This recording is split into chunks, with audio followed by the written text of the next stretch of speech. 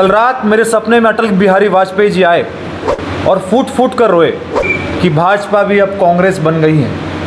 बोले उठो रोहित, तुम संघर्ष करो और भाजपा के सिद्धांतों की रक्षा करो। मैं कोई बहुत बड़े धन बल परिवार से नहीं हूँ, मेरे पीछे कोई बहुत बड़ी बाहुबली शक्ति भी नहीं है, मेरे पीछे कोई राजनीतिक गॉडफादर नहीं है। दौसा का बच्चा ये बात कह रहा है कि दौसा में भाजपा और कांग्रेस का गठबंधन हो चुका है। दौसा की जनता को बेवकूफ़ बनाया जा रहा है। मैं वादे नहीं, मैं इरादे लेकर आया हूँ। बहुत बहुत स्वागत है, हार्दिक अभिनंदन है, क्योंकि मीडिया लोकतंत्र का एक मजबूत और चतुर्थ स्तंभ है। आज देवनगरी दौसा की जो हालात हैं, इस हालात में मैं ऐसा मानता हूं कि कहीं ना कहीं मीडिया को भी अब अपना योगदान अदा करना पड़ेगा। अन्यथा वो दिन दूर नहीं जब दौसा की हालात और सुधरने से बेहतर और पिछड़े हो सकते हैं, क्योंकि दौसा में खुलेआम, जैसा कि आप देख रहे होंगे,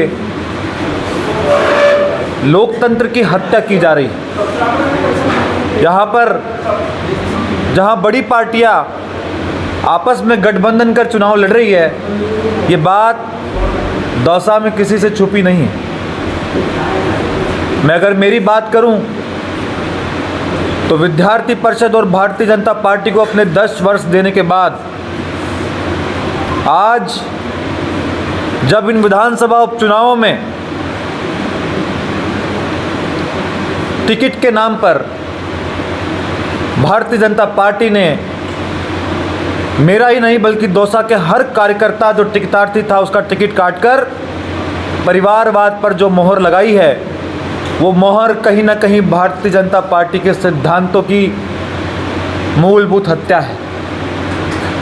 मुझे कहने में कतई झिझक नहीं है कि भाजपा भी अब कांग्रेस बन गई है। हालांकि ये लड़ाई सिर्फ भारतीय जनता पार्टी के खिलाफ ही नहीं, अपितु उन दोनों पार्टियों के खिलाफ है जो आज सत्ता और विपक्ष में होते हुए भी जनता को बेवकूफ़ समझ उनके साथ मजाक कर रही है। कल रात मेरे सपने में अटल बिहारी वाजपेयी जी आए और फूट फूट कर रोए। बोले रोहित, दौसा में भाजपा की जो ये हत्या हो रही है, इसे बचाने के लिए अब तुम्हें ही लड़ना होगा। इस सपने के बाद मैंने ये प्रण कर लिया कि मैं अंत तक के चुनाव लड़ूंगा, क्योंकि जिन अटल बिहारी वाजपेयी से प्रेरित होकर मैंने भाजपा की सदस्यता ली थी, जिन श्यामा प्रसाद मुखर्जी से प्रेरित होकर मैंने भाजपा के सदस्यता अभियान को चलाया था और ज़िले में आज 4,500 से ज़्यादा सदस्य बनाए थे, आज कहीं ना कहीं उन श्यामा प्रसाद मुखर्जी, उन दीनदयाल उपाध्याय जी, उन अटल बिहारी वाजपेयी जी की आत्मा बहुत दुखी है। रोज़ सपने में आके मुझे कहती है, मुझे पुकारती है, बोले उठो रोहित, तुम संघर्ष करो और भाजपा के सिद्धांतों की रक्षा करो। भाजपा को तुम कांग्रेस बनने दो, भाजपा को तुम समाजवादी पार्टी मत बनने दो, भाजपा में तुम लालू प्रसाद यादव और तेजस्वी यादव वाला परिवारवाद मत पनपने दो। इसीलिए इन दौसा विधानसभा उपचुनाव में मैंने निर्दलीय नामांकन भरकर दौसा के सामान्य वर्ग ही नहीं बल्कि उन चारों वर्ग, भले वो जनरल की बात हो, भले वो ओबीसी हो, भले वो एसटी और एससी के वो लोग हों जिनका टिकट सिर्फ इसलिए काट दिया गया क्योंकि वो कोई बहुत बड़े परिवार से नहीं आते थे, क्योंकि उनके परिवार में 3 विधायक नहीं थे।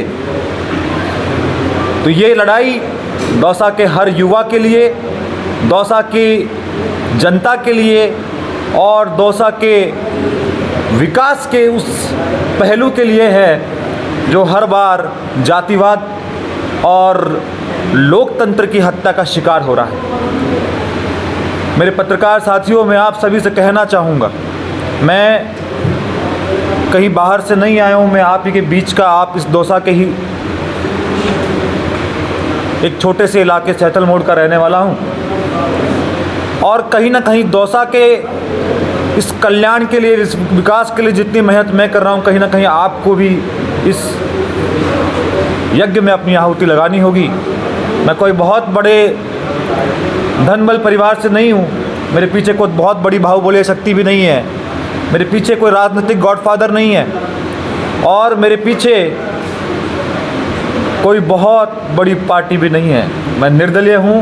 मेरे साथ हैं तो मेरे परिवारजन हैं, मेरे मित्रजन हैं, और आप सभी हैं, दौसा की जनता है। मैं आपसे कहूँगा कि एक बार आप दौसा की जनता के बीच जाइए और जाके उनके दर्द को समझिए कि किस प्रकार आज दौसा पीड़ित है। दौसा का बच्चा बच्चा ये बात कह रहा है कि दौसा में भाजपा और कांग्रेस का गठबंधन हो चुका है। दौसा की जनता को बेवकूफ़ बनाया जा रहा है। कहीं ना कहीं ये समझा जा रहा है कि ये जनता भोली भाली है, ये तो सिंबल के नाम पर वोट दे देगी। लेकिन मैं विश्वास दिलाता हूँ इस बार ऐसा नहीं होगा, और दौसा में तीसरा मोर्चा बनकर ये आपका बेटा रोहित कुमार शर्मा, ये रोहित चायवालाज आएगा और विजयी होकर आप सभी के आशीर्वाद से इस दौसा के विकास को नई गति, नई कीर्तिमान स्थापित करेगा।